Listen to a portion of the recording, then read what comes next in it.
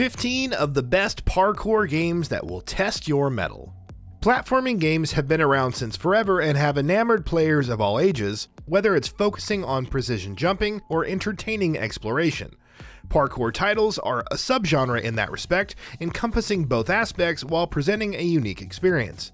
What are some of the more noteworthy parkour games? Let's take a look at some of them here. Before we go ahead, please consider subscribing to our channel. We upload new videos every single day and your support really helps us out. With that out of the way, let's start. Dying Light.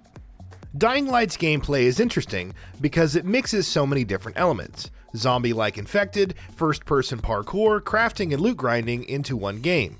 Somehow it works, as seen when free-running and vaulting desperately to escape the more dangerous volatiles. Even when exploring during the day, it's fun to simply dodge and weave through infected when you're not drop-kicking them off rooftops. Mirror's Edge.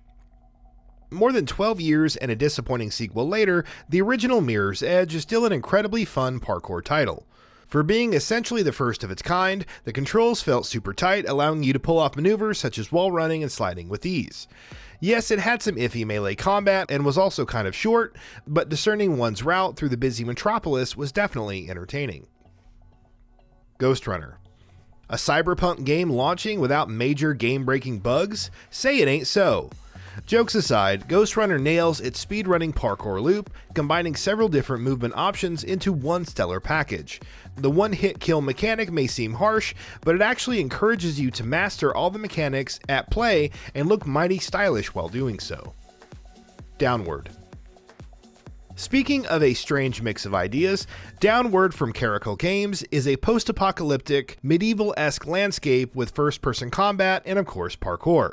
This boils down to platforming and free-running with some wall jumping, but strange as the premise may be, it's a lot better than expected, especially in its production values. TITANFALL 2. In terms of being an incredible game and having fun parkour segments, TITANFALL 2 is the complete package. 1 minute you're traveling through a factory of prefabricated housing components, the next you're shifting between the past and present. Despite how outlandish some of its events could be, TITANFALL 2 pulled it off with panache, and that's not accounting for the multiplayer, which still offers some of the best movement options in the genre today. Assassin's Creed Unity. Debates will continue about whether Assassin's Creed should return to the usual style of stealth/parkour or remain an action RPG. Until then, Assassin's Creed Unity might be the best example of the former. Paris is an incredibly detailed vertical playground, and the ability to enter interiors spices things up more. While not quite as praised at the time, the clambering, climbing, and free running is still a joy to behold. Hot Lava. Hot Lava from Don't Starve developer Clay Entertainment has a very simple premise. The floor is lava. Don't touch it.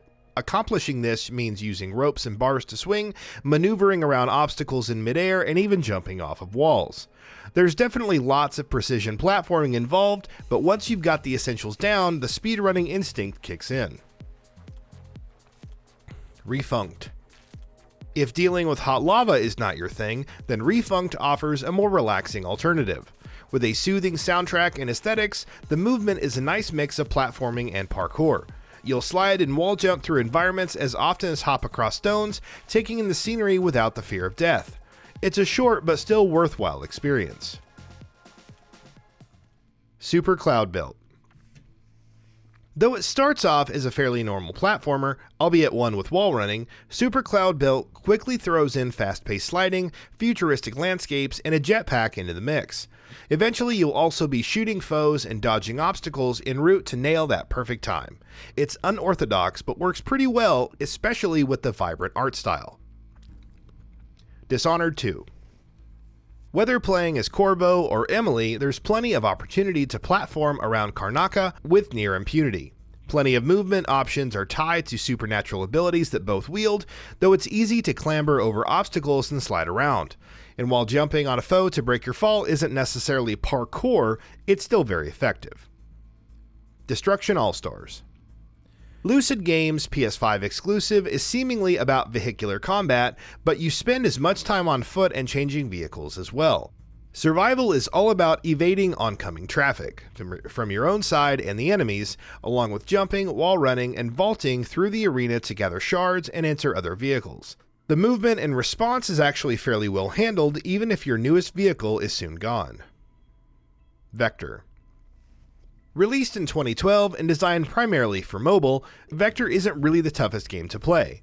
Nevertheless, it looks impressive, and the premise of a silhouetted free runner escaping from an overbearing system works well. Of course, it doesn't hurt that the parkour is gorgeously animated, from backflips to majestic dives and intricate wall jumps. GTTOD, Get to the Orange Door. Retro, futuristic, neon-infused shooting mixed with wall running, sliding, and grabbing foes' guns in midair. GTTOD, Get to the Orange Door is certainly stylish. Gameplay is smooth, if a little too punishing after the most recent update, while the custom level support and synthwave soundtrack are just the icing on the cake. Hopefully it evolves more en route to its full release. Stride. Stride comes across almost like a VR version of Mirror's Edge in places, not that there's anything wrong with this. Movement looks extremely fluid, which is especially hard to pull off in a VR setting, and being able to use firearms on the go is great. With more freedom in planning routes and options like endless mode, it's looking pretty good despite being in early access for just a few months. 404 Site. Set in a virtual playground, 404 Site offers a few twists in its freerunning. Areas can be pinged to reveal parts that either speed up the player or hinder them. Coupled with fast lanes, and it becomes important to observe your surroundings as much as to barrel through obstacles and leap across gaps. Nothing too out of the ordinary, but it is completely free to play. And with that, we have reached the end of this video. Have anything to say? Let us know in the comments below. Also, we upload new videos every single day on Gaming Bolt, so please consider subscribing as it really helps us out. Thanks for watching.